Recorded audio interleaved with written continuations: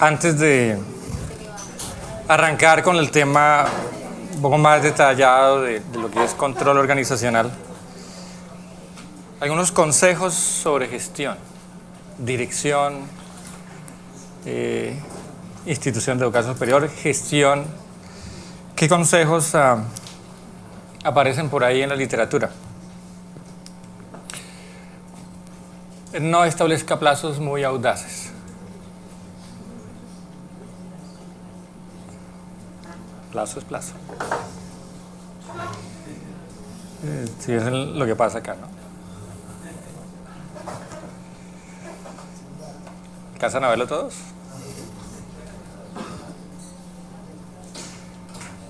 El plazo para tener listo el barco se está cumpliendo. Plazo es plazo. Muy audaz el plazo, ¿no? Entonces no hay que matar a alguien por cumplir el plazo. No toda presentación será un éxito. Esa no funcionó. La estructura jerárquica tradicional solo perjudica. Este es muy fuerte.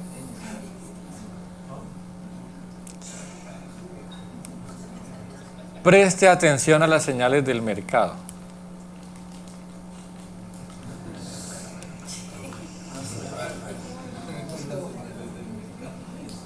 Estar atento a observar, ¿no? Lo que es pertinente. Escoja atributos significativos para su cliente.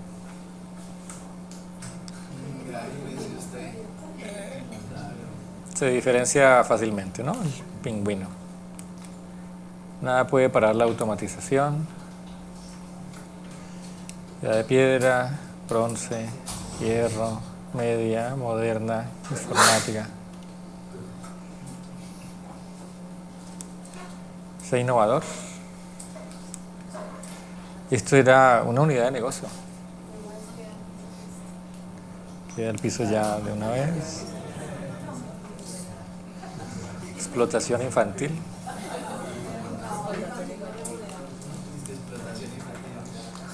Escoja las herramientas adecuadas para cada situación.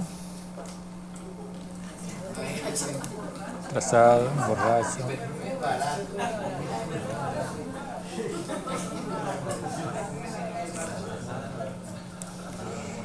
La ayuda online puede ser útil.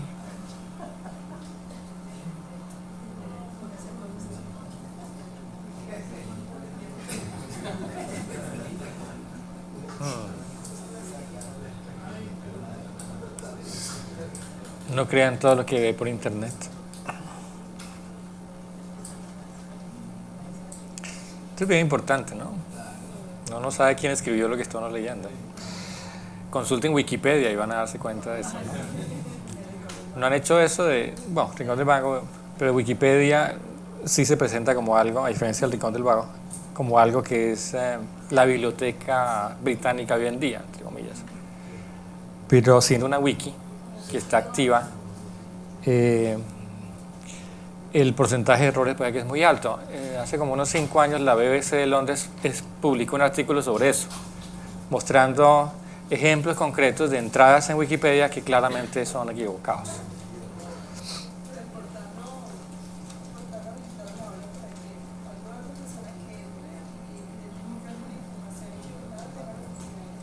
Claro, pero eso quiere decir que otra persona puede entrar y cambiarla.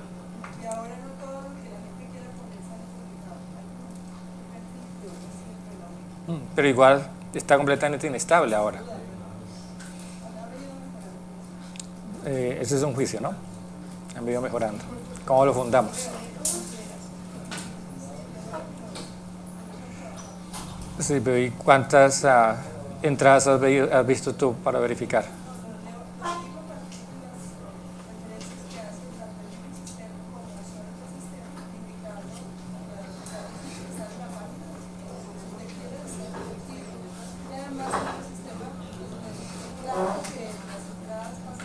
Claro, porque cuando tú dices el mismo sistema es alguien, eso no es automático. Y como está abierto la posibilidad de que todavía quien desee hacer modificaciones modifique, o sea, en este momento tú no tienes esa certeza. Luego, uno no sabe quién está escribiendo eso. A mí lo que me preocupa específicamente del tema de Wikipedia es que cada vez es más utilizado en los colegios.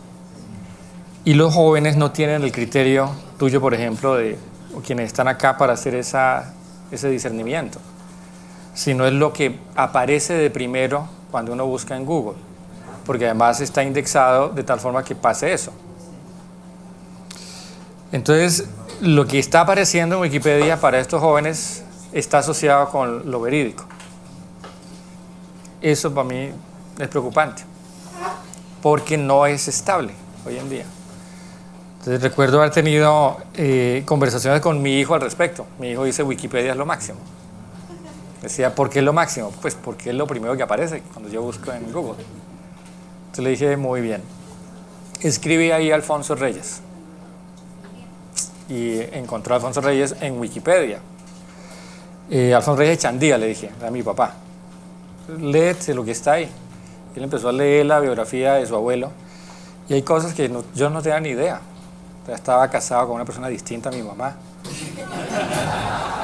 Tenía menos hijos de los que yo, tenía un hermano que yo no conocía. En fin, es un ejemplo muy concreto, ¿no?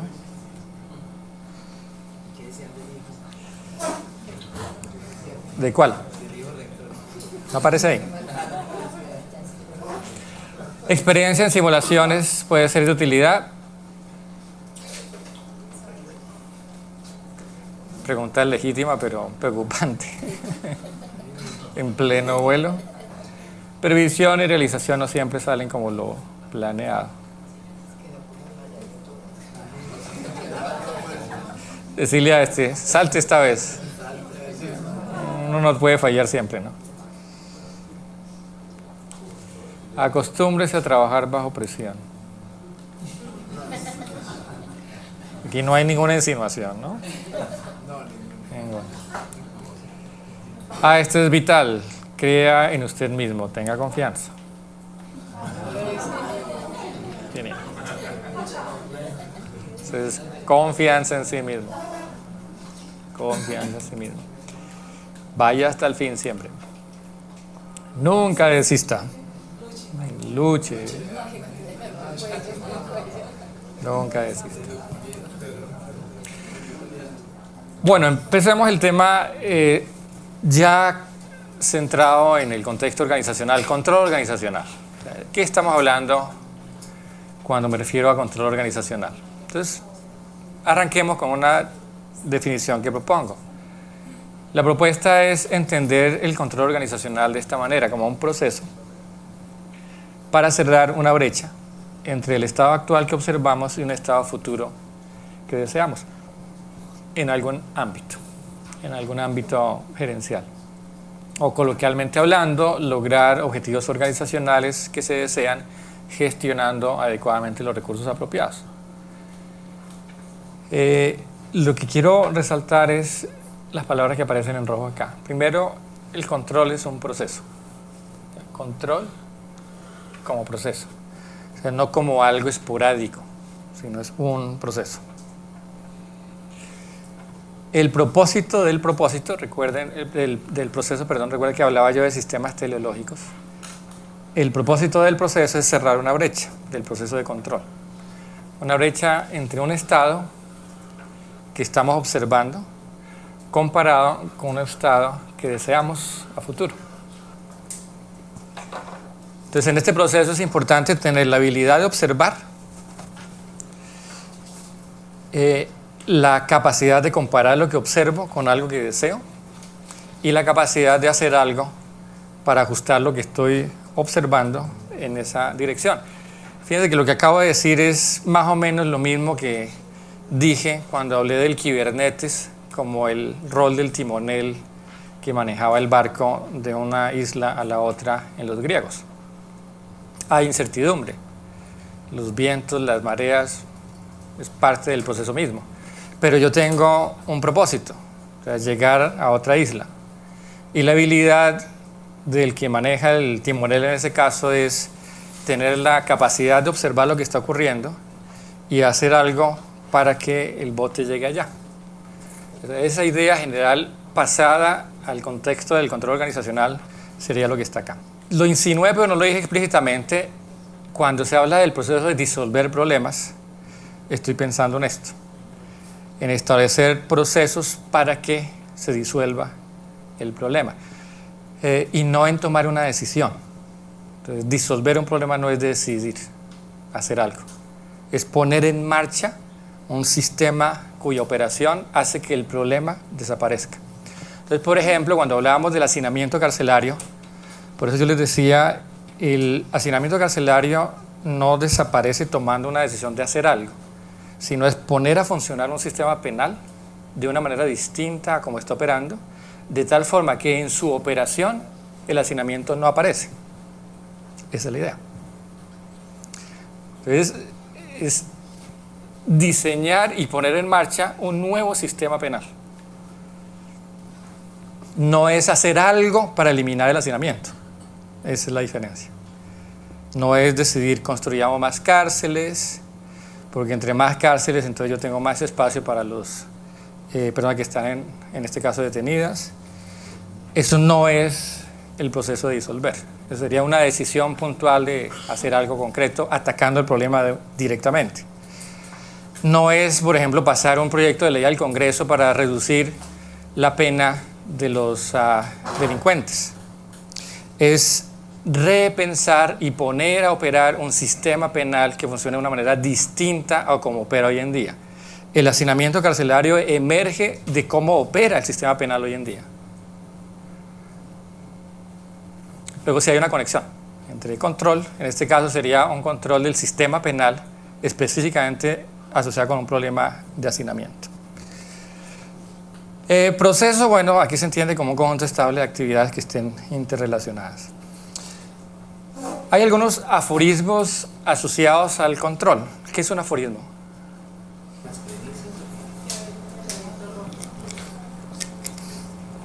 No requiere demostración. No requiere demostración. En cierta forma, una especie de principios de los cuales se parte. En el caso de la cibernética, cuando aborda el tema de control, hay unos aforismos, de hecho hay 3. Los 3 aforismos son los siguientes. Primero es este. Controlar no es reducir incertidumbre. A veces tendemos a pensar que para controlar algo tenemos que conocer en detalle ese algo. Y tendemos a pensar que entre más detalles sepamos, más fácil controlar. Dígame usted lo que está haciendo, pero en detalle, ¿y cómo lo hace? ¿Y luego qué hace? Y luego. Y entre más detalles, tenemos la idea que entre más conozcamos, más fácil es controlar lo que está pasando. En el contexto organizacional eso nunca es posible. De hecho, como mencionamos hace un momento, la incertidumbre está presente prácticamente en todo lo que hacemos. Empezando porque no sabemos qué está pensando la otra persona con la que estamos conversando. De eso, tan simple como yo converso con alguien y no tengo ni idea qué es lo que está pensando la otra persona.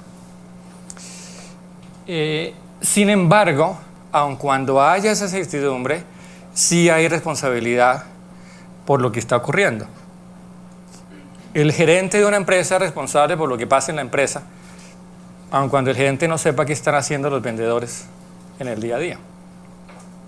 Y sin embargo es responsable. El rector de esta universidad no sabe qué está pasando en las clases día a día. Y sin embargo es responsable por lo que pasa en la universidad. Ustedes como decanos les pasa igual, o como directores de una oficina. Ustedes no saben qué está pasando en el detalle en la unidad de la que ustedes son responsables. Y parte de aceptar la gerencia o la dirección es aceptar esa responsabilidad. Si algo pasa en esta universidad que afecte directamente su viabilidad, el responsable es el rector. Independientemente de que el rector conozca en detalle qué está pasando, esa es su responsabilidad. Y por supuesto yo acepté la responsabilidad cuando asumí la rectoría, así como ustedes aceptaron esa responsabilidad cuando asumieron cada uno de los cargos de dirección. Y ese es el problema más complicado.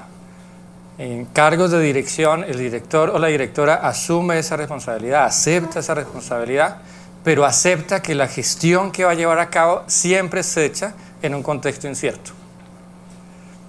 Ustedes nunca van a saber el detalle de lo que está pasando. Ahora, el punto de este aforismo es que dice que no es necesario saber el detalle para poder gestionar. Es decir, es posible gestionar aun cuando haya incertidumbre. De hecho, el reto, insisto, de la gestión es gestionar bajo incertidumbre. ¿Cómo hacerlo? Ese es el problema interesante. ¿Cómo diseñar esos mecanismos de gestión o de control organizacional que operen aun cuando hay incertidumbre?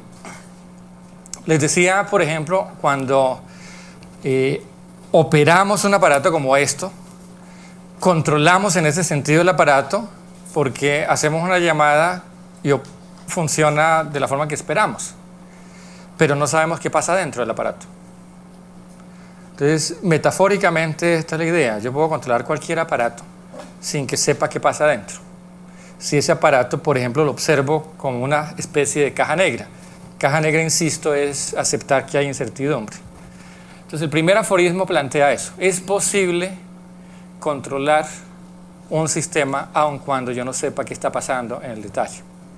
¿Ya? Si yo viese la universidad como una caja negra, o sea, sin saber el detalle de lo que está ocurriendo, aceptando ese nivel de incertidumbre, aún así es posible gestionar. Por lo tanto, controlar no quiere decir reducir incertidumbre. Controlar quiere decir gestionar bajo incertidumbre. El otro aforismo dice esto: lo que no se puede medir no se puede controlar. Entendiendo control, como mencioné al comienzo, como ese proceso que cierra una brecha entre lo que observo y lo que deseo. Entonces, lo que no se puede medir no se podría controlar, entendiendo control de esa manera. Fíjense que aquí no estoy afirmando que absolutamente todo sea susceptible de medición. Eso no se afirma acá. Pero aquello que yo no pueda medir, no lo puedo observar, por lo tanto no puedo cerrar una brecha. Es decir, que en términos de control organizacional, la capacidad de medir, de observar y medir es importante. Más adelante vamos a ver cómo asociar esto con la idea de indicadores. Y el último es este: los conceptos de control y comunicación están entrelazados y se entrelazan mediante un mecanismo de realimentación. Es decir, que comunicación y control siempre deben ir de la mano. Comunicación y control van de la mano. Esos son los tres aforismos. Con esa definición de control, ¿cuáles tipos de control podríamos reconocer? Así como diferencié varios tipos de conversación, es posible diferenciar varios tipos de control. Y la diferencia depende del propósito del control. Uno es este, control intrínseco. Otro se llama control externo, control de segundo grado, control de segundo orden y control interno. Control interno. Veamos un poco más en detalle en cada uno de ellos. Por ejemplo, ¿qué es control intrínseco?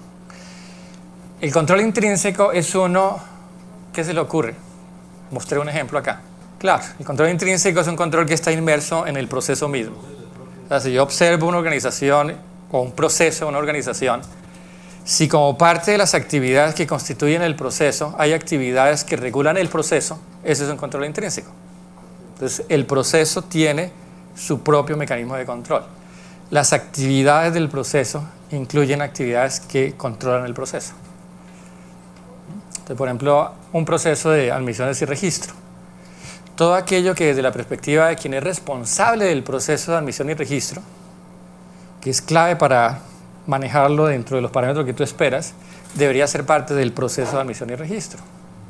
Si logramos hacer eso, el proceso mismo tiene mecanismos de control de sí mismo.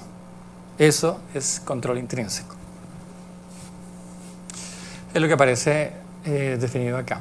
El control está inmerso en las actividades de la organización.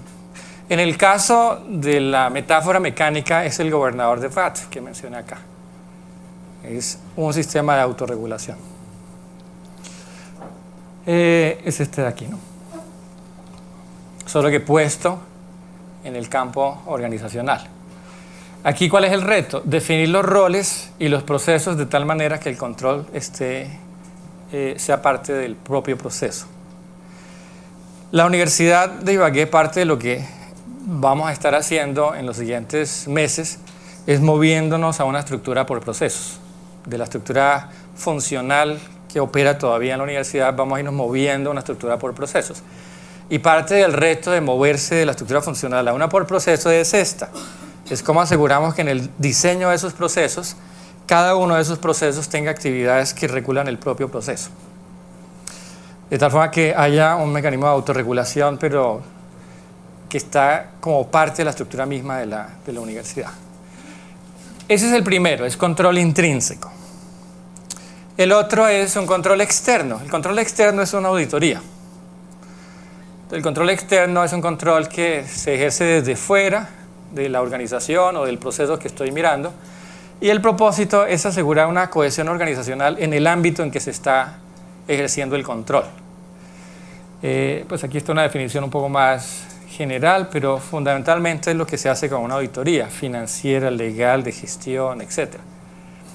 En cada uno de esos tipos de auditoría hay ciertas normas generalmente aceptadas, y es a partir de esas normas aceptadas que yo voy desde fuera y hago un estudio del proceso. Indago si en la ejecución del proceso se están cumpliendo esas normas, y si hay incumplimiento, explícitamente digo qué es lo que no está operando. Eso tiene una terminología. Hallazgos, por ejemplo, es una forma de hacer explícitas esas diferencias. Ese es otro tipo de control. Es la diferencia entre el control intrínseco y el externo. Del intrínseco, insisto, el control es parte del proceso. En el externo, el control viene desde fuera.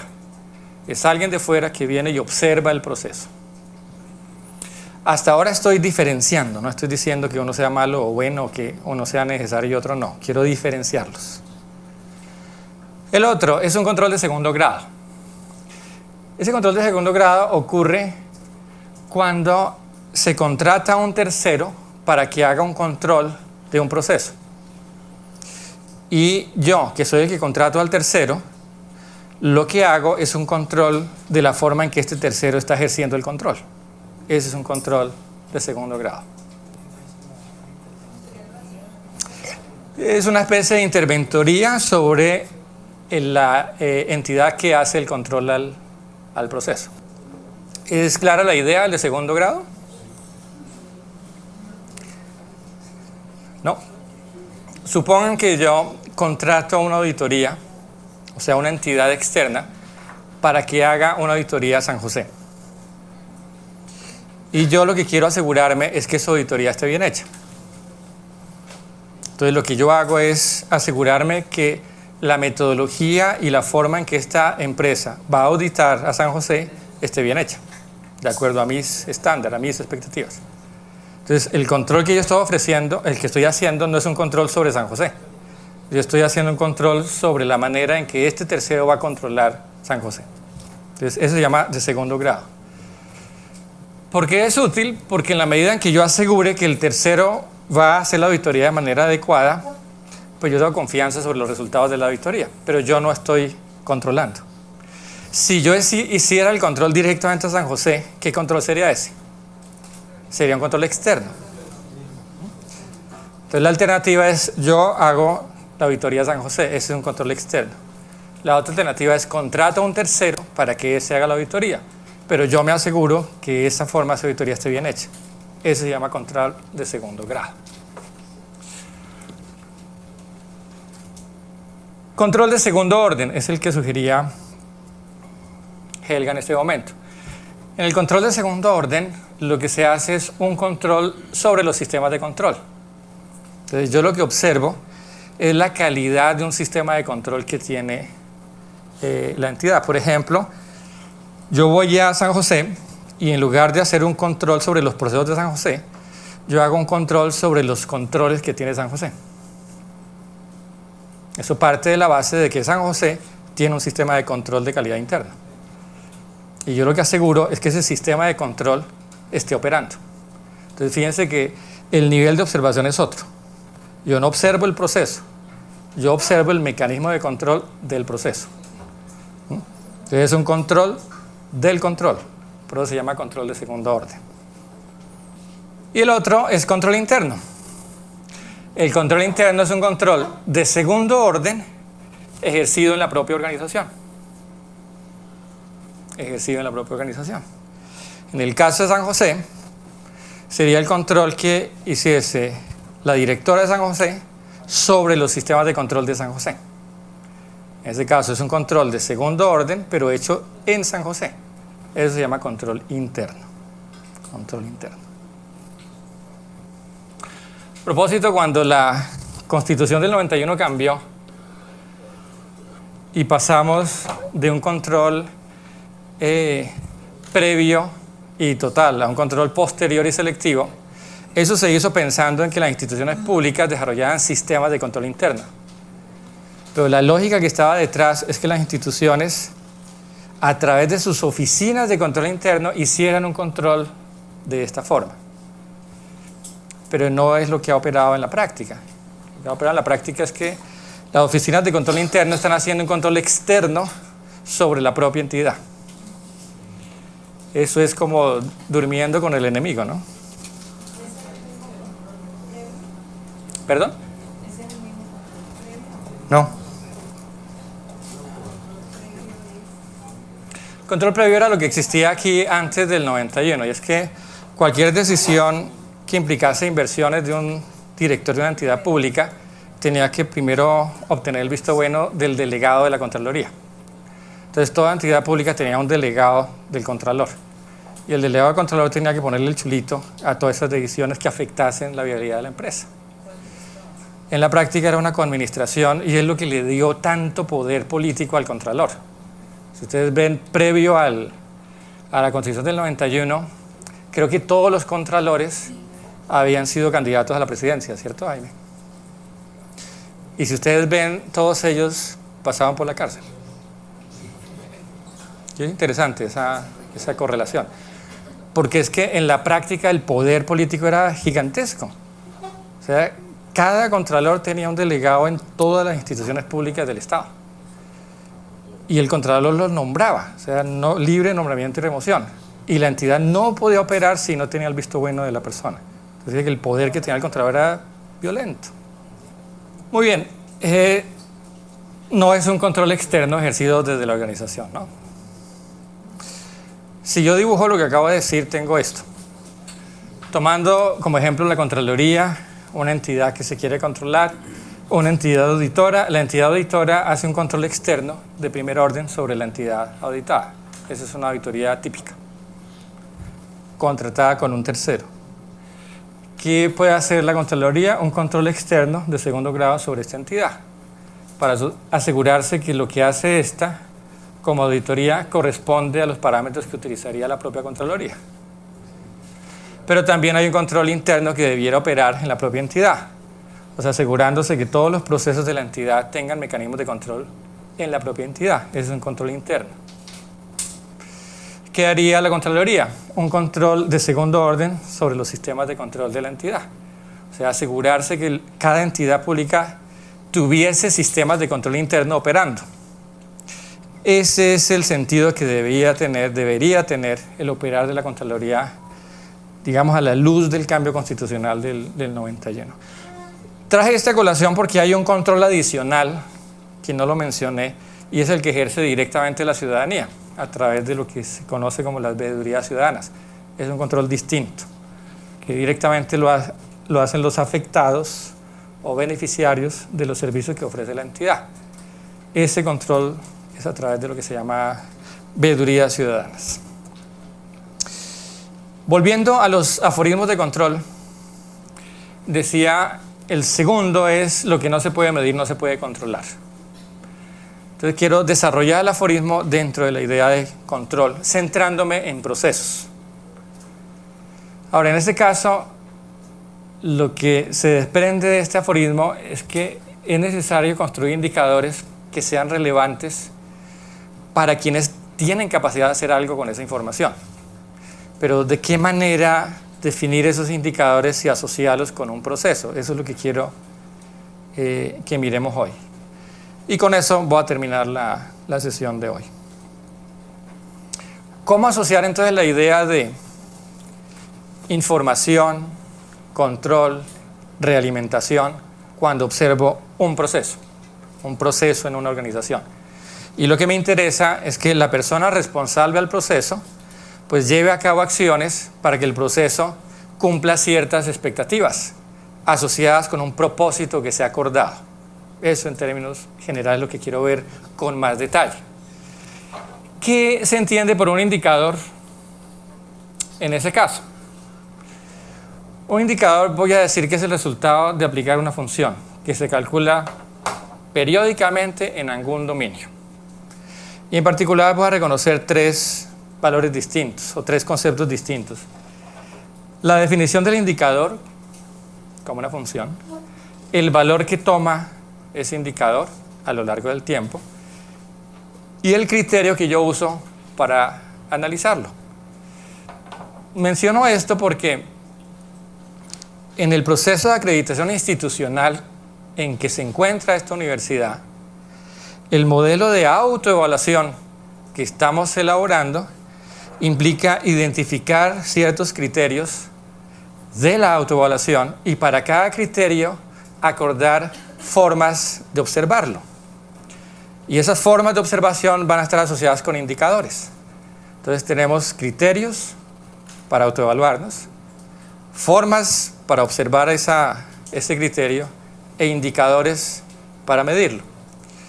Y parte de lo que nos pide los pares evaluadores cuando vengan acá es evidencia que sustente que nuestra evaluación en cada criterio es la que estamos diciendo que es.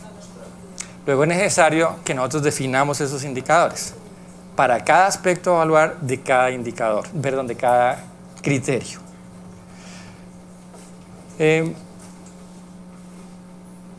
El total de indicadores que vamos a construir puede ser del orden de 230, 240 indicadores. Y es muy importante pues, construirlos de una forma similar. Un modelo genérico de control de un proceso, de gestión de un proceso sería el siguiente. Ahí yo tengo un proceso. Ese proceso, de acuerdo al responsable, hay ciertos aspectos que considera críticos para el éxito de su gestión.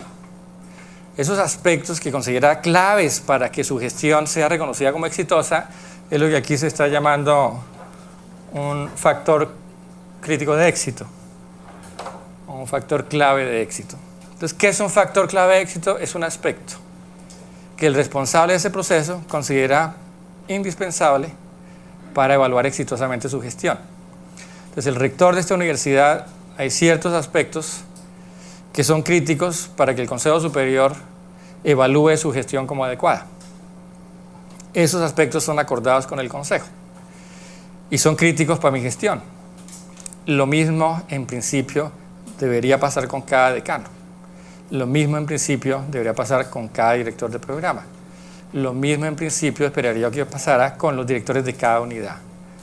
O sea, de cada uno de ustedes que es responsable de una unidad académico-administrativa, es importante que identifique cuáles son esos aspectos que son críticos para el éxito de su gestión. ¿Cuáles son esos aspectos? Y esos aspectos que son críticos, es decir, no son más de 5 críticos, principales, prioritarios, esos aspectos hay que identificarlos. Porque es con respecto a esos aspectos que el superior, digamos, de quien dependen ustedes, va a proferir un juicio sobre la efectividad de su gestión. Que es un juicio, no es una afirmación, es un juicio. Como es un juicio, hay que fundarlo. Y para fundarlo hay que establecer el criterio. El criterio es este que estoy diciendo. Entonces es importante que ustedes vayan pensando en cuáles son esos 5 aspectos críticos para que consideren como exitosa su gestión, como director de programa, como decano, como decana, como director de cualquier unidad. Piensen cuáles son esos 5 factores claves. Para cada factor, para cada aspecto clave del éxito, pues es importante que ustedes sean capaces de observarlo, es decir, de medirlo, porque si no lo pueden medir, pues no hay forma en que ustedes puedan hacer algo. Es decir, con respecto a lo que estamos diciendo, no hay forma de controlar. Recuerden, decía yo, lo que no se puede medir no se puede controlar en este sentido. Es decir, los aspectos que ustedes consideran críticos para el éxito de su gestión, ustedes deben ser capaces de observar cómo varía ese aspecto a lo largo del tiempo. Y para hacer esa observación es necesario definir algún indicador que mida ese aspecto a lo largo del tiempo. Ese conjunto de indicadores es parte de lo que aparece acá. Ahora, es probable y seguramente va a pasar durante el proceso de la gestión ocurran hechos o dentro de la organización, de la universidad en este caso, o fuera de ella, que afecten los aspectos que ustedes están observando. Esos factores es lo que aquí se llama genéricamente perturbaciones. Entonces una perturbación es algo que ocurre, ya sea en la universidad o fuera de la universidad, que afecta a ese factor. Supongamos, por ejemplo, que en el caso de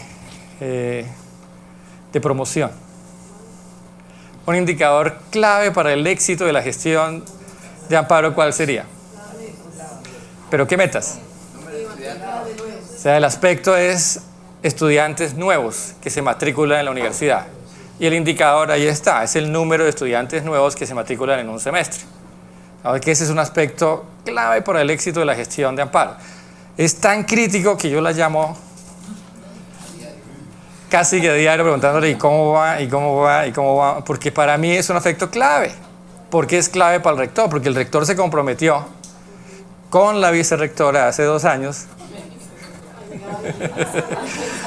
a que esta universidad iba a llegar a 10.000 estudiantes en 8 años. Hace 2 años fue en 10, van 2, en 8 años.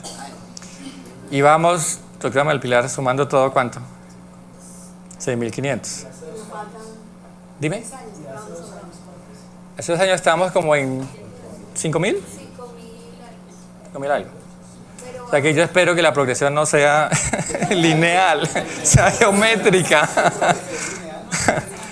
Es un ejemplo de un aspecto que es crítico para mi gestión. ¿Por qué? Porque yo hice una promesa explícita al consejo. Y esa promesa, pues, tengo que mostrar cómo voy. Y para mostrar cómo voy, pues, están todas las estrategias que hemos diseñado y una de ellas, o todas ellas, deben apuntar a subir el número de estudiantes semestralmente. Luego, ese es un aspecto crítico para la gestión de amparo. Y hay un indicador, hay otros. Ese es un indicador. ¿Qué podría ser reconocido por amparo como una perturbación? El concepto de perturbación es un evento que ocurre, o sea que no estaba antes, que afecta de ahí en adelante uno de esos aspectos. Por ejemplo, si el aspecto es número de estudiantes nuevos, ¿qué evento puede ocurrir que pueda afectar eso? No, perdón, escuchemos amparo. Ese es uno. Es un evento que es entre interno y externo, y es que un programa deja de ser reconocido para ser ofrecido por la universidad. Entonces se cierra un programa. Otro. La pérdida de las. Que eso afecta económicamente la capacidad de quienes pueden pagar la matrícula de estudiantes. ¿Qué otros hay? Exactamente. Aparezca una nueva universidad que ofrece programas similares o alternativos. Eso es reconocido como una perturbación. Eso sería algo interno. O sea que la universidad dice, bueno, de aquí en adelante voy a solicitar 3 codeudores. Entonces eso es algo interno que te va a afectar directamente. Es clara la idea de perturbación. Entonces fíjense que no todo evento externo que ocurra es considerado como una perturbación. ¿Quién considera un evento externo o interno como perturbación? La persona que es responsable del proceso. Porque por definición esta perturbación es todo aquello que afecte el valor del indicador. Y por lo tanto dificulta que ese indicador se acerque a un valor esperado que se ha acordado. Jaime. ¿La perturbación se mantiene en el tiempo? La perturbación, claro. Por ejemplo, puede ser o puntual o puede mantenerse. Por ejemplo, la universidad. Se crea una nueva universidad que llega aquí a ofrecer cursos, pues la perturbación está ahí. Hasta tanto yo haga algo que el efecto sea que eso que está ocurriendo deje de afectar mi indicador. Y la perturbación puede ser perturbación para el responsable del proceso, pero no para los responsables de otros procesos. Puede que sí. Puede que una misma perturbación afecte varios procesos. O Sí. Desde mi perspectiva sería mejor porque entonces me garantiza que lo que tengo de la cantidad, si tengo más productiva. Claro. Y eso es parte de lo que llevaría a dos responsables de dos procesos a conversar a otro nivel para tomar una decisión. Pero por ahora veámoslo desde la perspectiva de un responsable. Entonces, desde un proceso en particular, es el responsable del proceso, fíjense, el que arranca todo este diseño de gestión. ¿Cómo lo arranca? Estableciendo aspectos que a juicio suyo son necesarios para el éxito de su gestión. Esos aspectos los acuerda con la persona a quien rinde cuentas.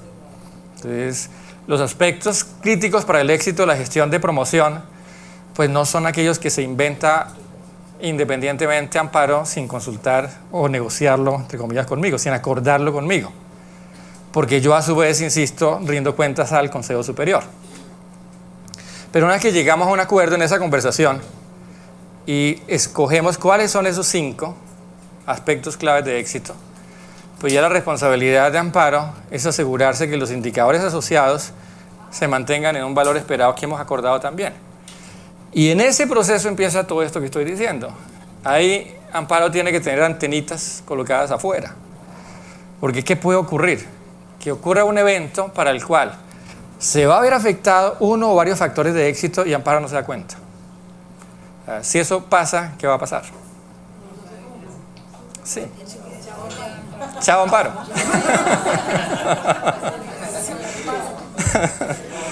Porque, entre otras, seleccionamos a Amparo por la capacidad que tiene de estar pendiente de que todo lo que ocurra por fuera, que pueda afectar los factores que ella acordó conmigo, ella tenga la capacidad de observarlos.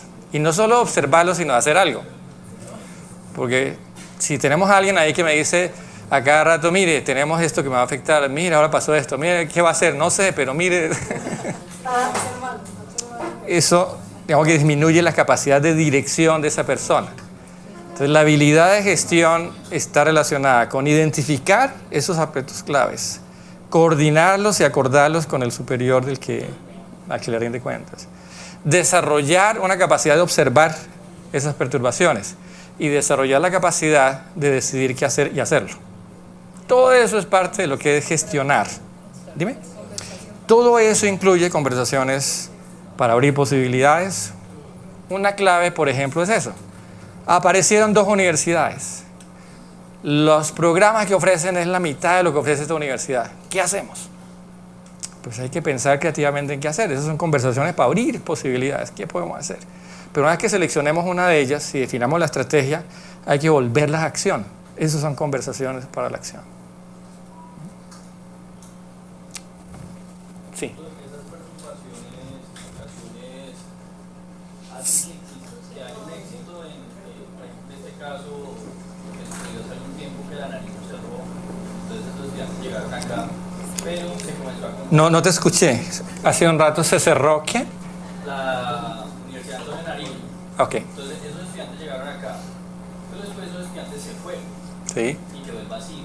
Sí. Entonces esas perturbaciones en ocasiones pueden ser arma de doble filo, digámoslo así, o yo solo considero las perturbaciones. Fíjate que las perturbaciones no son armas, perturbaciones son hechos que ocurren que pueden afectar un factor clave de éxito.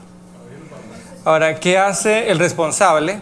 Pues tiene que hacer una evaluación para ver si este hecho afecta de aquí en adelante su promesa para mantener esos factores en los niveles que se ha acordado, pues debe hacer algo al respecto. Es decir, fíjense que las estrategias de acción de quien gestiona el proceso se desprenden de ahí. Uno puede hacer, o esa persona, el director o directora, podría tomar decisiones para reaccionar a eventos que ocurrieron o decisiones para anticipar eventos que aún no han ocurrido. Entonces, en el primer caso, yo reacciono y el estilo de gerencia es de reaccionar. En el otro caso, yo me anticipo. Idealmente, yo esperaría que un gerente haga las dos cosas. Que tenga la habilidad para reaccionar frente a algo que ocurra, pero tenga también la habilidad para prever o anticipar algo que aún no ha ocurrido. Carlos. Pero esa perturbación puede también ser benéfico. Sí, Puede claro. modificar el positivo del indicador. Por supuesto. Por supuesto. Y en ese caso puede ser una oportunidad. Y en ese caso lo que haría el gerente es que ocurra. Por ejemplo, Amparo se da cuenta que hay una posibilidad de un nuevo mercado que está en Bogotá. Los hijos de personas que son tolimenses, segundas o terceras generaciones. Y esa es una oportunidad que afectaría positivamente ese indicador que estamos viendo.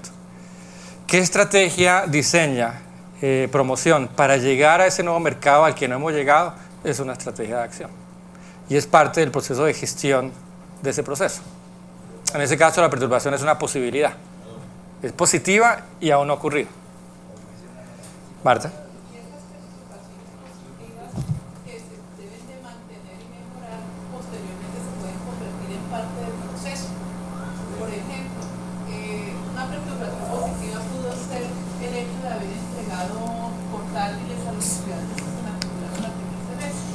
Eso puede ser una perturbación positiva. Si eso da buen resultado, se mantiene y se convierte en una actividad del proceso. ¿De acuerdo?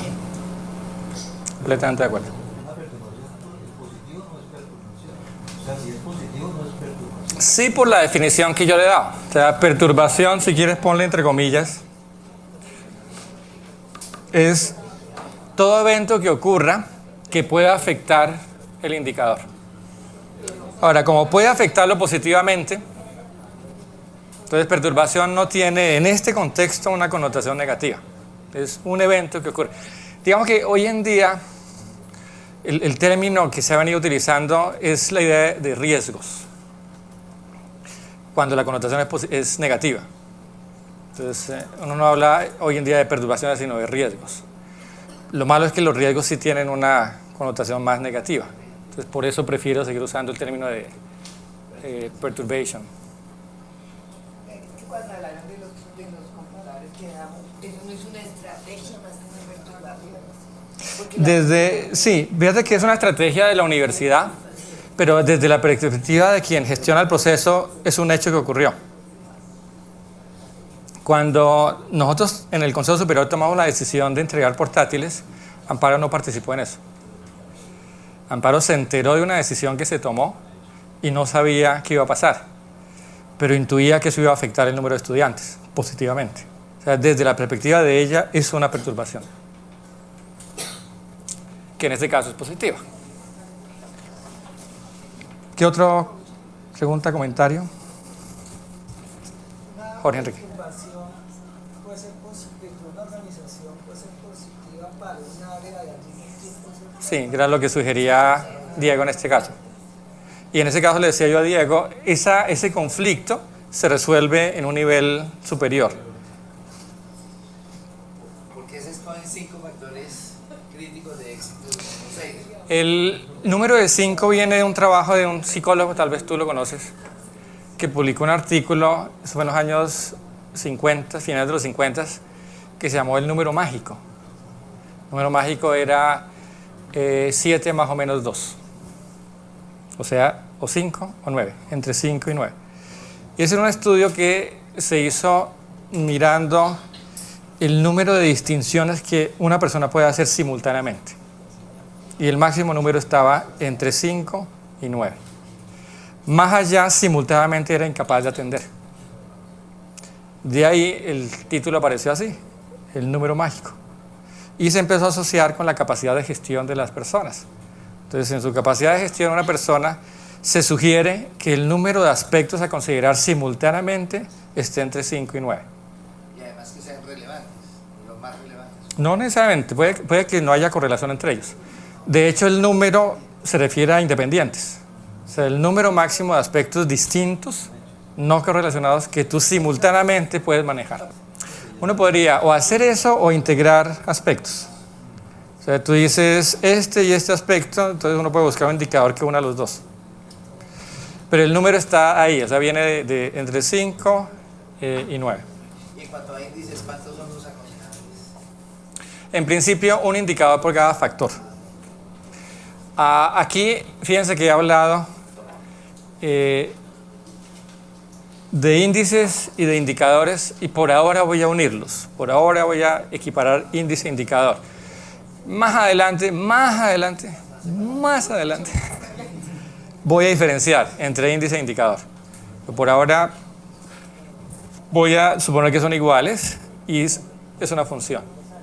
Es una función. En el caso de Amparo es el número de estudiantes nuevos inscritos cada semestre. En el caso de Carlos Armando, ¿cuál sería un factor crítico para el éxito de tu gestión? Indicadores de recaudos de cartera. Ese puede ser importante, ¿no? Ese puede ser un importante, asociado con lo que decía Diego. Entonces, si el recaudo es muy bajo, entonces quiere decir que no está quedando más cartera morosa. Y eso pues es riesgoso. Eso aparece porque la universidad tomó la decisión de prestarle plata a los estudiantes. Entonces, cuando tú tomas la decisión de prestarle plata a los estudiantes, por un lado facilitas que ingresen, si no tienen la plata para pagar todo de una vez, pero tomas el riesgo de que no paguen, o que no paguen al tiempo. Eso que tú tienes por cobrar es lo que se llama la cartera. Entonces, ese es un indicador.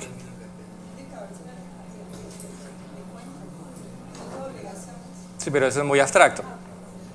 Entonces, fíjate que estos indicadores tienen que corresponder a aspectos muy concretos. Entonces, el proceso de identificar cuáles son esos 5 o 6 aspectos claves para la gestión de cada unidad no es fácil. Por eso les pido, eso es parte de lo que quiero que ustedes hagan. Un decano. Y probablemente de decanatura en decanatura, los aspectos o factores claves de éxito pueden ser distintos. Aquí, fíjense que yo he hablado de factores, ¿cómo los llamé acá?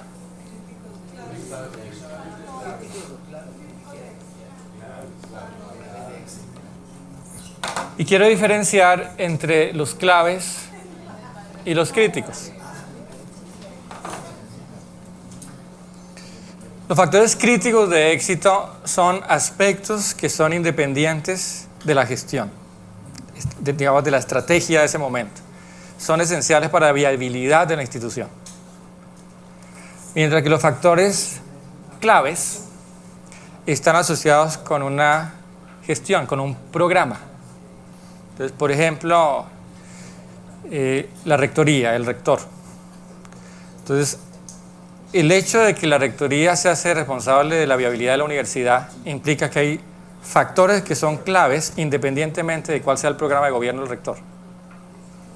Esos son factores críticos del éxito de la gestión. Si esos factores fallan, la universidad como institución está en riesgo. Pero el rector cuando llega tiene un plan de gobierno y como plan de gobierno expone su plan y expone sus metas al Consejo Superior. Los aspectos claves para cumplir ese plan de gobierno son los factores claves de éxito. Entonces, los factores claves de éxito están asociados a un plan de gobierno.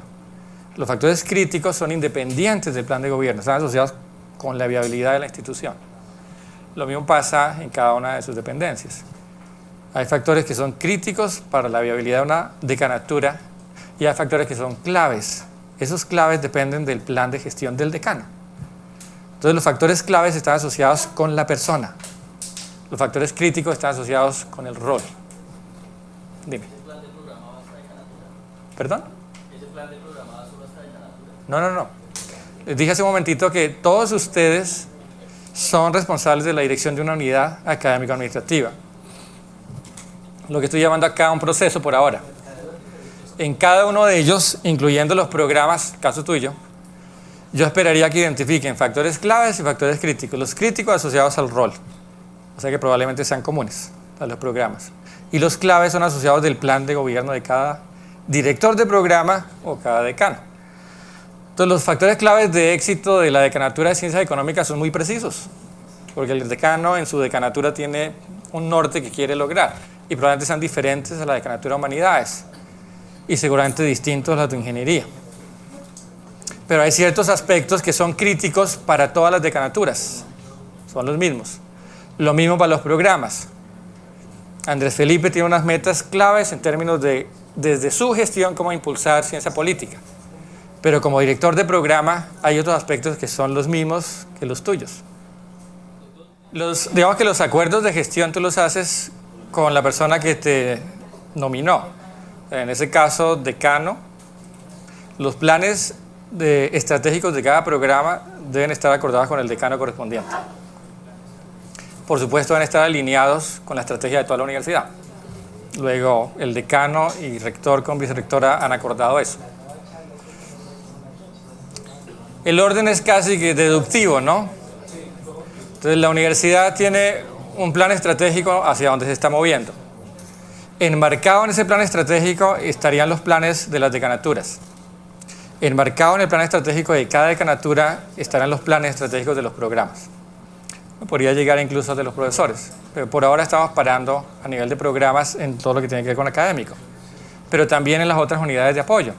Entonces, promoción y mercadeo debe tener un plan estratégico que está alineado con el plan estratégico de la universidad. Lo mismo registro, lo mismo la dirección administrativa, lo mismo las metas del CEP, los mismos recursos humanos, etcétera, etcétera.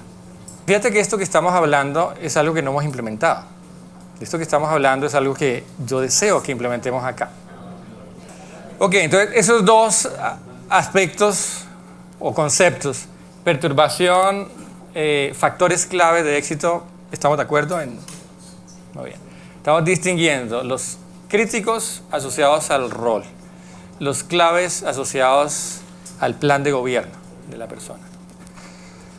Los siguientes son los valores esperados. Entonces, una cosa es que yo defina los aspectos y para cada aspecto defina un indicador, dijimos es una función que yo mido, y otra es que acuerde un valor. Son cosas distintas. Para el caso de Amparo que estamos diciendo ahora, un factor crítico era el número de estudiantes nuevos. El indicador es ese, número de estudiantes nuevos por programa, por semestre. ¿Qué es el valor esperado? Son los valores esperados que hemos llamado metas que definimos. Y en ese caso le notificamos a Amparo. Entonces Amparo sabe que el número mínimo de estudiantes nuevos en cada programa es tal. Y eso lo hacemos a partir de mirar el comportamiento histórico anterior, compararlo con las estrategias de crecimiento de la universidad y a partir de ahí, conversando con Carlos Armando, la vicerrectora, y aquí establecimos con los decanos, fijamos las metas de cada programa, de crecimiento de cada programa. Y una vez que se definen estos valores esperados, ahí es donde entra la angustia de la doctora Amparo. Porque ¿qué hace Amparo? Amparo empieza a hacer una gran cantidad de actividades que deberían estar interrelacionadas para lograr que cada semestre el número de estudiantes mínimo que lleguen y se matriculen a la universidad sean comparados con el valor esperado. Es decir, que ella seguramente está comparando esos valores de los indicadores que observa con el valor esperado. ¿Qué pasa si hay una diferencia? Ahora, esa información la reporta muy acuciosamente María del Pilar. Es lo que estoy llamando acá reportes por excepción. Lo de por excepción después voy a hablar en detalle qué quiero decir. Por ahora reportes. Entonces, María del Pilar es la que envía los reportes en esa matriz que ustedes reciben.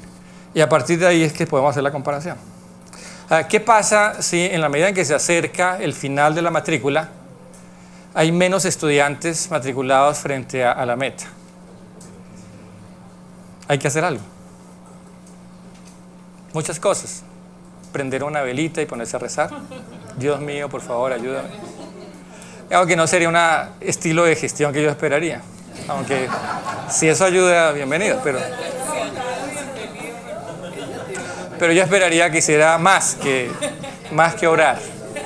Más que orar. Y eso implica un montón de cosas. Implica reconocer qué está pasando. Si en un caso particular el número de estudiantes nuevos de arquitectura este semestre cayó dramáticamente, ¿por qué está pasando eso? Y dependiendo de esas conversaciones que empiezan a surgir, pues en última instancia Amparo o la persona correspondiente tiene que definir qué hacer, que es lo que aquí se llama estrategias de acción. O sea, tiene que decidir qué va a hacer. Y no solo definirlas, sino además hacer que pasen. Entonces, definirlas es tener una instancia en la cual se discute, y hay una instancia que es un comité. Entonces, ese comité se reúne cada 15 días o cada semana, dependiendo de cómo vaya la cosa. Si hay pánico, se reúne cada semana. Si no, probablemente cada 15 días. Y en ese comité se invita a las personas que tendrían capacidad de hacer algo, que es lo que hace Amparo, citando y poniendo un orden del día para la reunión. Y ahí se dan conversaciones sobre esto. Y se toman decisiones de qué hacer. Y se acuerdan compromisos para que alguien haga algo, que son estas estrategias, estas conversaciones para hacer. Cuando la estrategia se lleva a cabo, el ciclo se cierra. Porque esa estrategia en principio debería afectar lo que está pasando. O sea, debería afectar positivamente estos indicadores. Entonces, Amparo decidió lanzar una nueva campaña para estimular que estudiantes de recién graduados se matriculen en ciencia política. Y el efecto en las siguientes 2 semanas es que incrementa el número de estudiantes de ciencia política. Y eso es algo que estamos verificando. Pero puede que el resultado no sea ese. Luego hay que hacer otra cosa. Y el ciclo arranca nuevamente. Luego este es un ciclo que se da todo el tiempo. La duración de esos ciclos cambia, dependiendo mucho de cuál sea el indicador que uno quiera afectar. Puede que el indicador se mida mensualmente, semestralmente, anualmente, cada 2 años, y dependiendo de eso, estos ciclos se demoran más o menos. Pero en todos los casos, si hablamos de gestión, el ciclo debe cerrarse. Este es el modelo general de control, o sea, una forma de describir una gestión organizacional. Entonces, en síntesis, estamos hablando de un proceso. En este caso, estoy asociando el proceso con una unidad administrativa, un responsable. Empezamos identificando factores claves y críticos de éxito, acordándolos con el superior en la universidad. Una vez que se acuerdan, definiendo indicador por cada aspecto. Una vez que se define el indicador, acordando el valor esperado. Y una vez que se acuerda, hay que diseñar un mecanismo de observación. Ese mecanismo de observación es el que permite observar el indicador, calcularlo y tener el valor. Identificar o tener una capacidad de observar qué puede afectar el indicador, y con eso, cada vez que haya alteraciones entre lo que yo observo y aquello que deseo, definir una estrategia de acción. Recuerden cómo definí control organizacional. Es un proceso que busca cerrar una brecha entre aquello que observo y lo que deseo.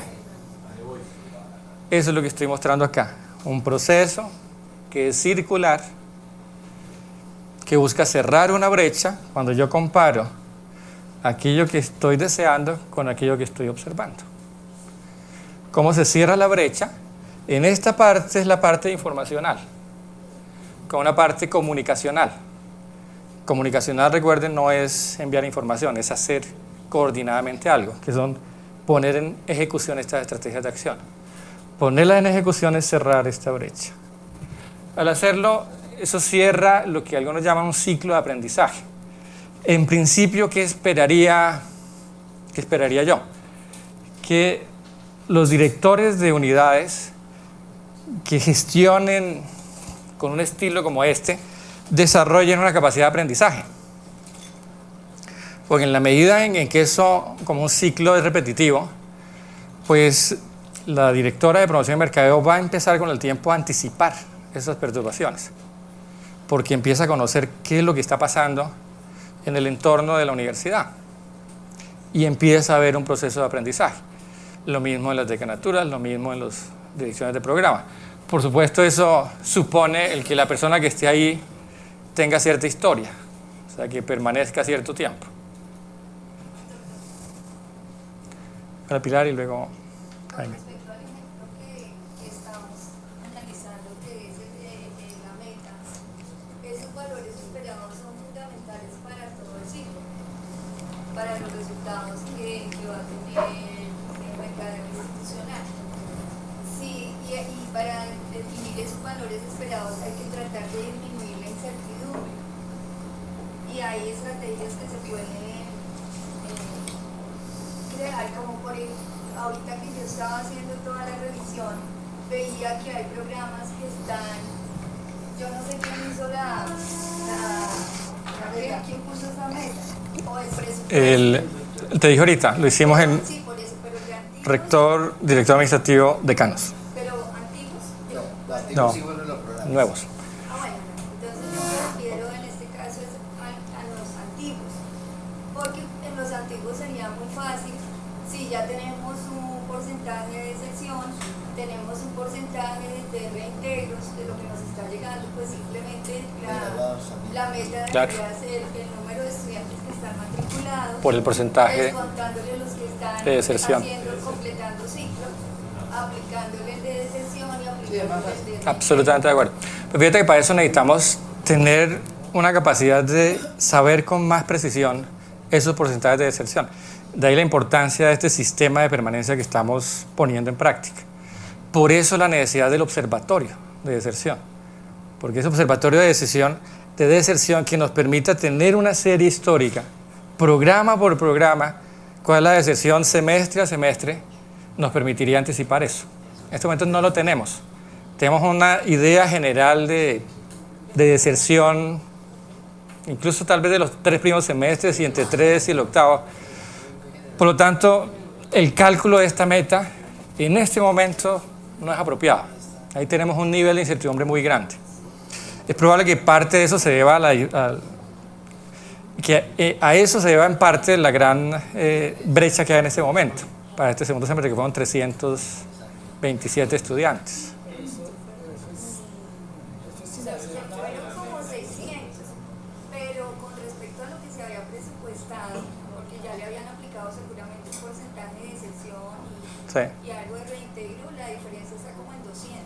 a 200. Con respecto al presupuesto. Eso, a eso me refiero. O sea, es una diferencia que para mí es muy grande. Pero eso me indica dos cosas. O que no estamos muy bien en los procesos de hacernos cargo de la deserción, o que la meta estuvo mal calculada. Perdón, Jaime Eduardo.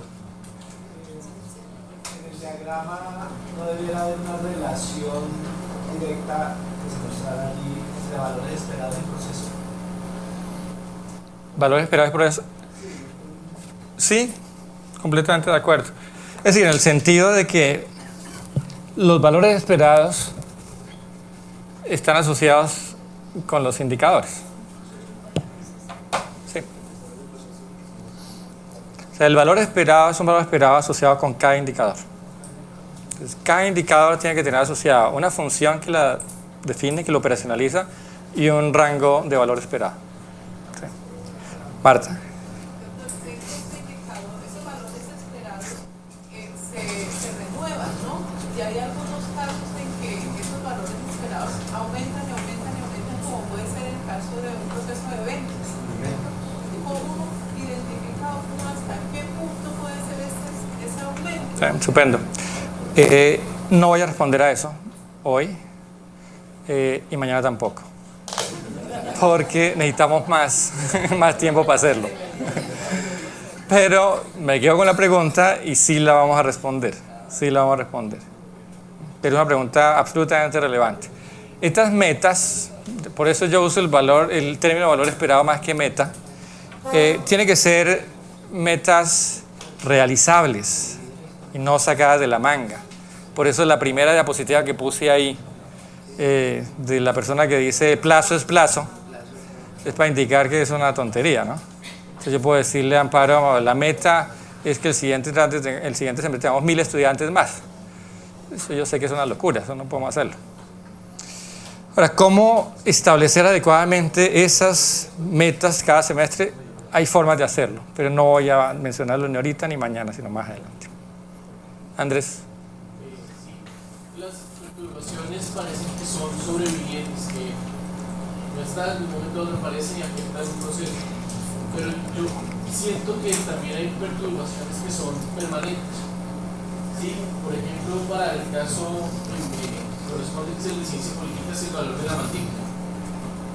En cierta forma eso incide, siento que incide en el número de estudiantes. Pero no es una perturbación, digamos, en estricto sentido como está definida. Estoy de acuerdo con lo que estás diciendo. Ahora, para mí eso que estás diciendo es una restricción que tú tienes. Es una restricción es algo que está impuesto, está ahí, sobre lo que tú no puedes hacer nada como director. Puedes quejarte y puedes en algún momento armar un reclamo.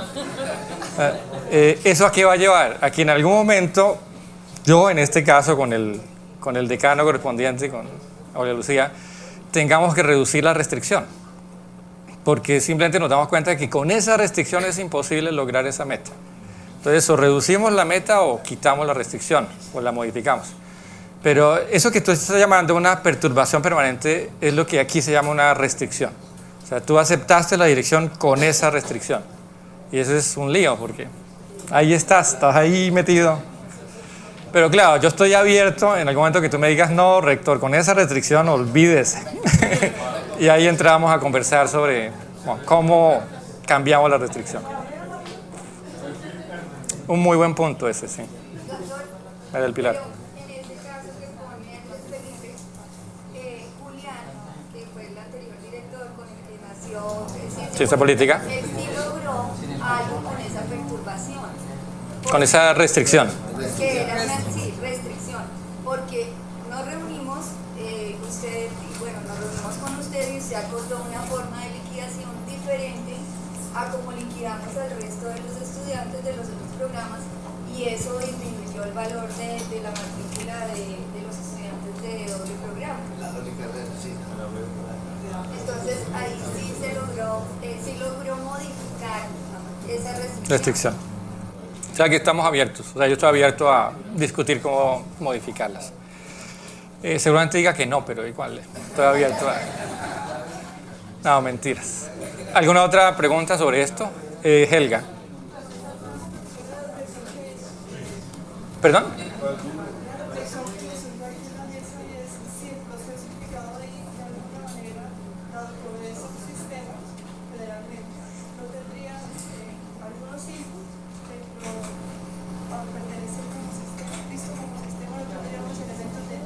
Sí. A continuación vamos a ver eso. ¿Alguna otra? Muy bien, entonces avancemos un poco más en esto. Este es el modelo general. Los procesos, como dice Helga Patricia, pueden observarse como cajas negras. Y repito, no es que un proceso sea una caja negra. La caja negra es ¿cómo dijiste ahorita?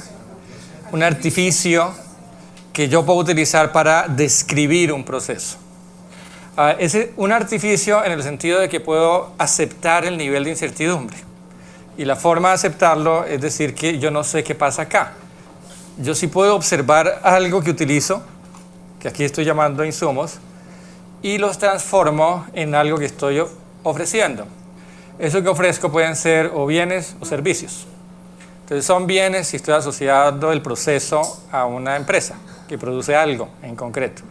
Y son servicios si estoy ofreciendo algo distinto a algo concreto como algo material. Un proceso como caja negra lo representaría de esta manera. Ahora es muy importante, insisto, es muy importante en reconocer con precisión qué quiere decir insumo, qué quiere decir bien o servicio. Y normalmente es más fácil arrancar de derecha a izquierda. O sea, reconocer qué es lo que yo estoy ofreciendo y a partir de ahí preguntarme, para ofrecer eso, ¿qué requiero? Y eso que requiero, ¿cómo lo transformo? Y esos son los tres componentes. El insumo, la transformación y lo que ofrezco. Pero normalmente es mejor, más recomendable arrancar desde acá. Fíjense que la respuesta no es trivial, esa representación no es trivial, sobre todo cuando estamos hablando en el ámbito educativo. Digamos, en una empresa es relativamente más fácil. Una empresa que produzca Coca-Cola o cerveza, lo que sea, pues el producto es clarísimo, está muy bien delimitado. Pero en una universidad no. En una universidad no. Por ejemplo, cuando les pida que hagamos esto, porque también les voy a pedir que hagan eso, lo que espero es que la respuesta no sea, digamos, como obvia, que viene a la cabeza, que ustedes digan, pues una decanatura tiene como insumos estudiantes y como salida graduados. Los estudiantes no son insumos, los insumos son cosas. Los insumos es algo que yo necesito Por ejemplo, si estoy tomando la universidad como un todo, la caja negra es la universidad como un todo, pues la universidad tiene muchos insumos. Tiene como insumos, ¿qué? Por ejemplo, ¿perdón? No, las necesidades no son insumos. Las necesidades son necesidades. Sí, pero digamos que estoy hablando de insumos. Insumos son cosas muy concretas que yo estoy recibiendo periódicamente. De hecho, para las cuales yo tengo un proveedor y con el cual yo tengo un contrato. Entonces son cosas muy, muy específicas. No, pero nuevamente los insumos no son los docentes. Pero la prestación no es un insumo. Insisto, el insumo es algo muy concreto. Puede ser algo tangible o un servicio de energía, de luz, etc. Más adelante vamos a ir en detalle sobre eso. Lo que estoy diciendo hasta ahora es que no es trivial su uso. Hay que pensar muy bien en qué estamos identificando como insumos. Pero más adelante voy a ir en detalle. Lo que quiero por ahora es que, independientemente de cómo lo interpretemos en este momento, un proceso representado como caja negra nos permite identificar estos tres componentes. Ahora, quiero presentarlo así porque lo que me interesa en este momento es asociar esto con el concepto de indicadores. ¿Cómo asociarlo? Este proceso, si lo represento así, lo puedo describir de esta manera. Es un proceso que produce algo mediante actividades, un conjunto de actividades con un propósito. Entonces fíjense que en esta forma de describir un proceso yo identifico qué estoy produciendo, cómo lo estoy produciendo y estoy diciendo explícitamente para qué.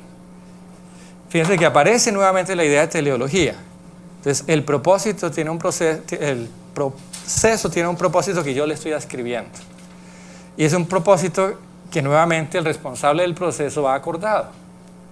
Entonces, el propósito de lo que está haciendo mercadeo es un propósito que hemos acordado explícitamente con Amparo. Lo mismo en principio con cada una de las decanaturas. Lo mismo en principio los programas acordados con los decanos. Hay una pregunta muy de fondo que hacía Nidia desde que empezamos la reforma curricular, es ¿cuál es el propósito de la educación superior? ¿Cuál es el propósito de un programa de educación superior? Del pregrado. ¿Para qué un pregrado? Y esa pregunta es una pregunta fundamental que esta universidad tiene que responder con mucha precisión, porque dependiendo de eso, pues la reconstitución de programas o la aparición y diseño de nuevos programas depende de ese propósito. Pero fíjense que si describo un proceso de esta manera, yo siempre puedo hacer tres preguntas asociadas a este proceso. La primera pregunta asociada sería, ¿qué es lo que yo hago? Que lo voy a asociar a indicadores de eficacia. La segunda es, ¿cómo lo hago? Y lo asocio a indicadores de eficiencia. Y la tercera es, ¿para qué lo hago? Y lo asocio con indicadores de efectividad. Entonces fíjense que lo que estoy haciendo es desagregando más el modelo que dije antes. Antes hablé, si ustedes se acuerdan, de factores claves y críticos de éxito y por cada factor indicadores. Ahora estoy especificando tipos de indicadores y estoy diferenciando tres tipos. Indicadores asociados a aquello que se está haciendo, que se desea hacer. Indicadores asociados con el uso óptimo de recursos para hacer lo que estoy diciendo, ese es el cómo. E indicadores asociados con el propósito. ¿Para qué estoy haciendo lo que digo que estoy haciendo? Veamos un poco más en detalle estos tres y con eso vamos a terminar hoy. Entonces fíjense que estoy hablando de eficacia, eficiencia y efectividad. Pero esos tres conceptos aparecen ahora claramente asociados con tres preguntas. Preguntas asociadas con un proceso. Eficacia, con lo que se está haciendo. Eficiencia, con el uso óptimo de recursos para hacer lo que estoy haciendo. Y efectividad, con el propósito. Vean un ejemplo. Supongan que el proceso es un proceso que ofrece capacitación a los jueces de la República en gestión judicial. En gestión judicial. Si este es el proceso, ¿Cuál podría ser, por ejemplo, un indicador de eficacia? O sea, un indicador que mide qué es lo que está haciendo ese proceso. ¿Cuántos jueces fueron capacitados? ¿Cuántos fueron capacitados? Fíjate que el debidamente es un juicio, que habría que fundarlo, pero si estoy diciendo que estoy capacitando jueces, pues algo que tengo que demostrar es cuántos jueces capacité. Entonces, del total de jueces que había para capacitar, ¿cuántos capacité? Ese puede ser una función de un indicador. Y en ese caso, es un indicador que mediría eficacia. Mediría eficacia. El número de jueces que capacité sobre el total de jueces que podía capacitar. ¿Cuál podría ser un indicador de eficiencia? Fíjense que eficiencia es el uso óptimo de recursos necesarios para capacitar a los jueces. ¿Cuánto costó capacitar a cada juez? Costo. Entonces, en general, indicadores asociados con costos miden uso óptimo de recursos. ¿En cuánto tiempo se capacitaron los jueces? Ese es otro indicador. O, por ejemplo, el uso óptimo de salones. Es decir, el número de estudiantes por salón. Entonces, si yo tengo, por ejemplo, 10 salones para hacer la capacitación y cada salón tiene una capacidad de 100 y en cada salón tengo 20, ese es un pésimo uso de recursos, porque estoy subutilizando mi recurso, que es en este caso el salón. Entonces, todos esos son indicadores que miden cómo estoy haciendo el proceso, un uso de recursos. Y el otro es efectividad. ¿Cuál sería un indicador que mediría la efectividad del proceso? ¿Cuál? ¿Perdón? ¿La habilidad que adquieren quiénes?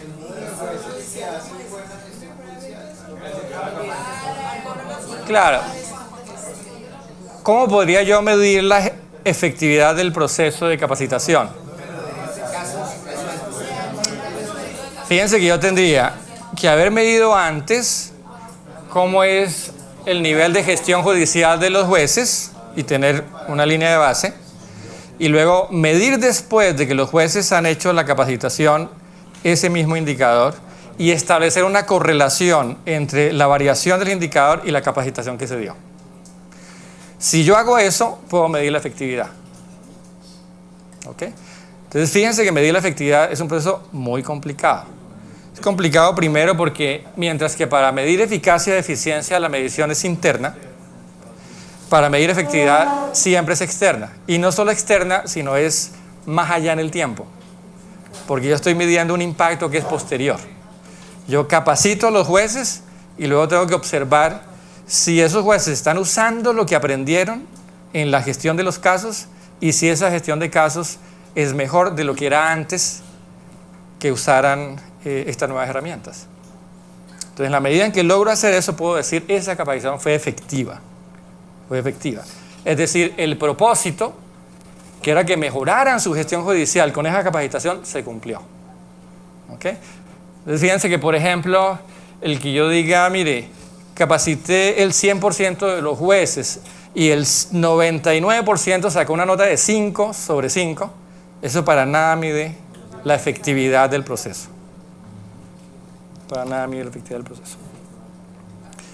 Yo debo medir la productividad de los despachos, antes y después, compararla y mostrar una correlación entre la capacitación que recibieron y el incremento de esa productividad. ¿Alguien iba a preguntar algo? Diego. Es comparar los índices de efectividad con procesos paralelos en otros países, en otras realidades. Por ejemplo, en este caso de jueces, con la justicia peruana o qué sé yo. En la medida en que sean comparables, yo puedo tener un estándar externo. Es lo que algunos llaman hacer un benchmarking. Entonces yo tomo un estándar comparable es clave, y sobre ese me comparo. De eso vamos a hablar justamente para responder la pregunta que hacía Marta. ¿Cómo fijo yo un valor comparable? Una forma de hacerlo es mediante estudios de benchmarking, de comparación con similares. Pero aquí lo que más me interesa es mostrarles la diferencia entre los tres tipos de indicadores. Y tal vez lo más importante es mostrar que esos indicadores son ortogonales. Estos tres indicadores son ortogonales.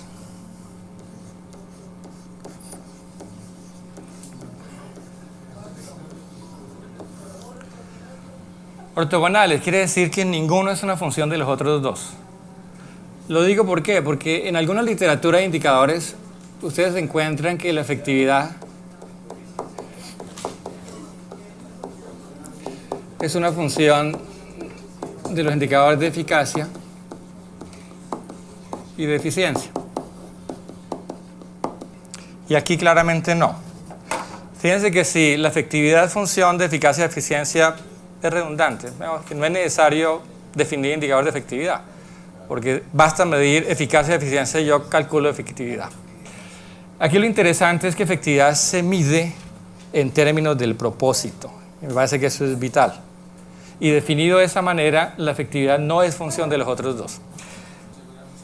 Entonces yo puedo cumplir la meta, capacitar al 99% de los jueces a un costo altísimo, o sea, no fui eficiente, y que después los jueces no usen en los despachos lo que aprendieron. No fui efectivo. ¿Es posible esto?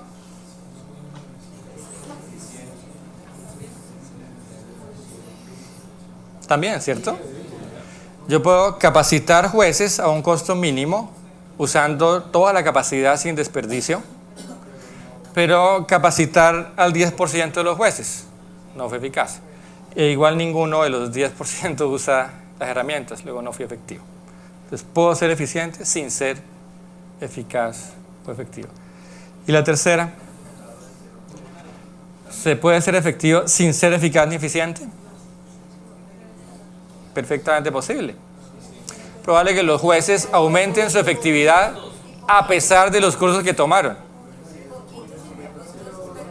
Puede ser el resultado de su propia experiencia, el resultado de lecturas que hagan, el resultado de conversar con otras personas, el resultado de muchas otras cosas que decidieron hacer que no tengan nada que ver con el proceso.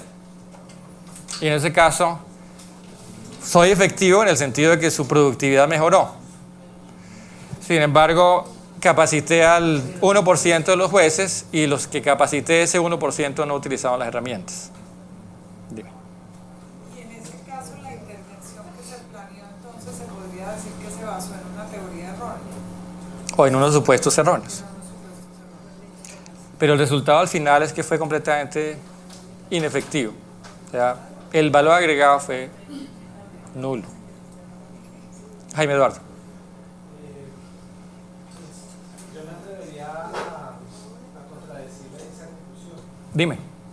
Porque pues, estamos analizando el proceso y el juez es eficiente por algo que lo vio por fuera del mismo. Entonces podría decir que sí se requería decir de que el proceso hubiera logrado ser eficaz y eficiente. Ok, pero te lo puedo poner entonces tomando en cuenta la misma proceso de capacitación. Supón tú que capacitamos el 10% de los jueces y ese 10% utilizó las herramientas de capacitación y mejoró su productividad.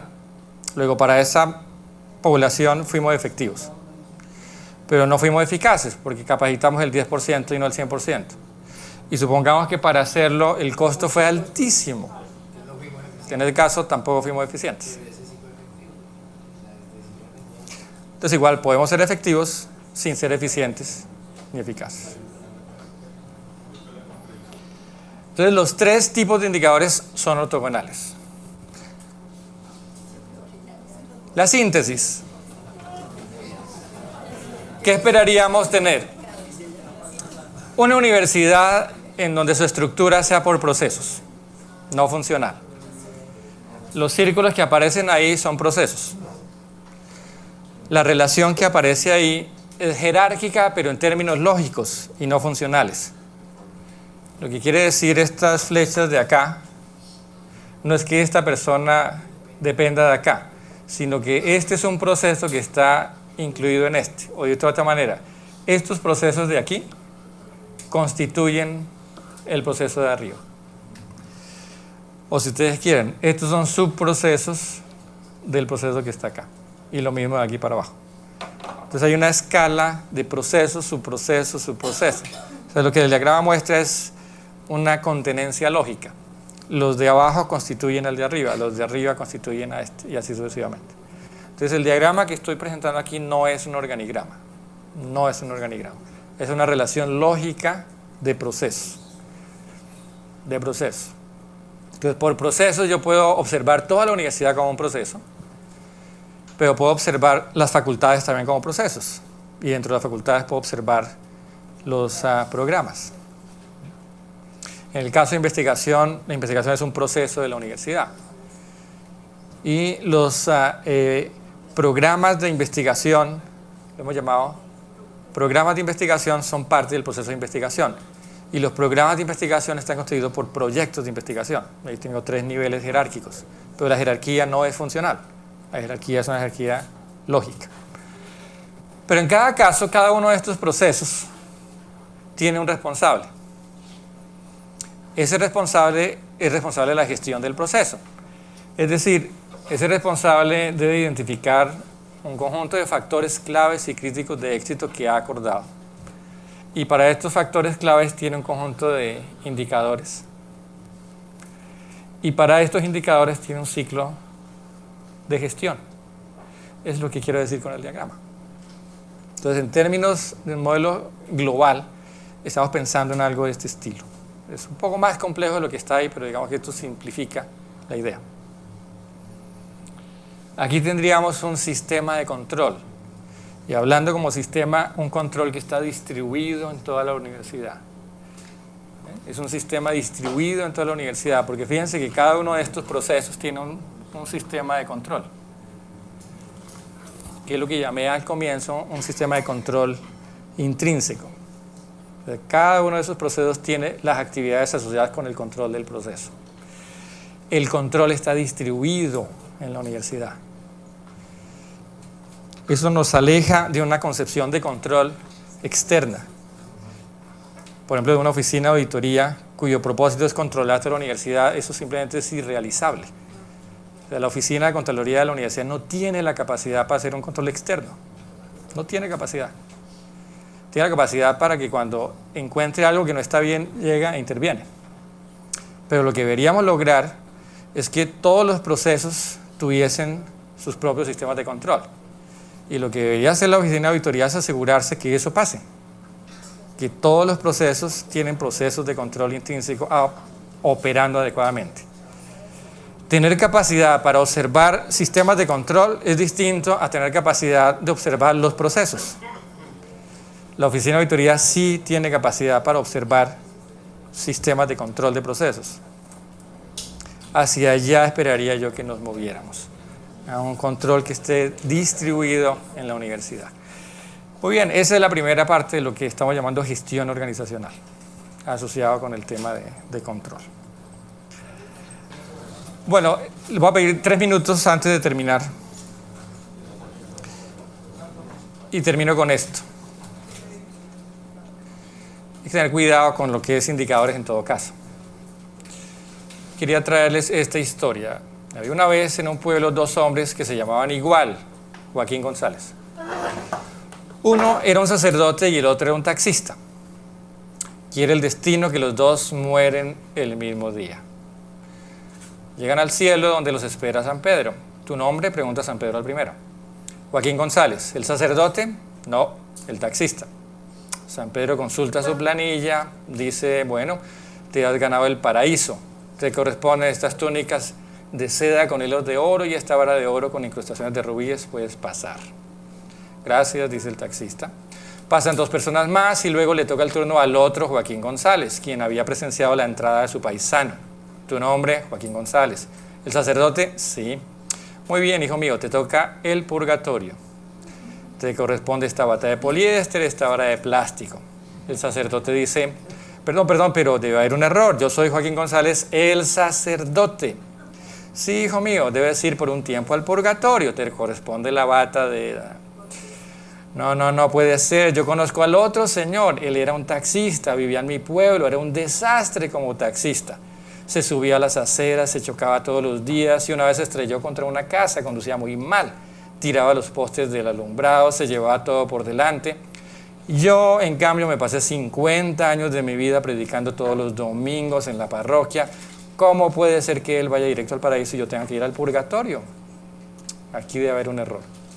No, no es ningún error, dice San Pedro. Lo que pasa es que aquí en el cielo ha llegado la globalización con sus nuevos enfoques administrativos. Nosotros ya no hacemos evaluaciones como antes. ¿Cómo? No entiendo. Pues sí, mire, te voy a explicar tu caso para que lo entiendas mejor. Durante los últimos 50 años, cada vez que tú predicabas la gente se dormía, pero cada vez que el taxista conducía la gente rezaba y se acordaba de Dios. Y a nosotros nos interesan los resultados.